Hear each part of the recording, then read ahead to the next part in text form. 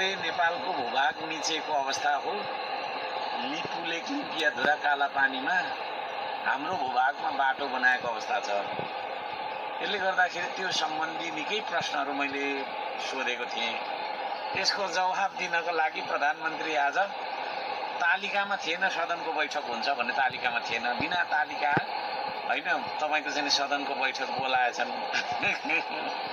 म चाहिँ त्यहाँ के थिइनँ होइन, पूर्वतिर आएको छु। त्यो मौका छोपेर भनौँ न अब के भनेछ भन्दाखेरि प्रधानमन्त्रीले भारतले हाम्रो भूभाग मिचेको होइन, नेपालले चाहिँ भारतको भूभाग मिचेको रहेछ भनेछ। कति हाँस उठिआरा प्रधानमन्त्री साह्रै डरपोक रहेछ साथी गाँठे के खालको।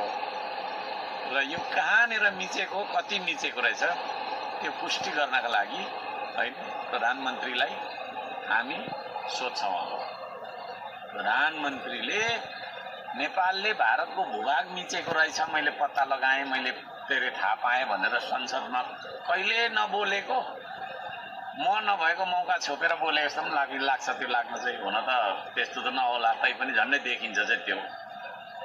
प्रधानमन्त्रीले जवाफ दिनुपर्छ कहाँनिर चाहिँ मिच्याएर छ नेपालले जग्गा इन्डियाको। यो चाहिँ तुरुन्त प्रधानमन्त्रीले पुष्टि गरेर दिनुपर्छ।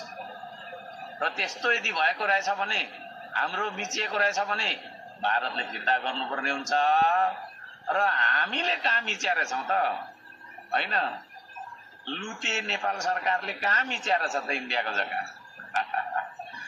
सेनालाई चाहिँ के अरे तपाईँको मन्त्रीको ढोका खोल्न लगाएको छ, सिमानामा कहिले पठाएको छैन। त्यो अवस्थामा हामीले चाहिँ भारतको जग्गा मिचेछौँ।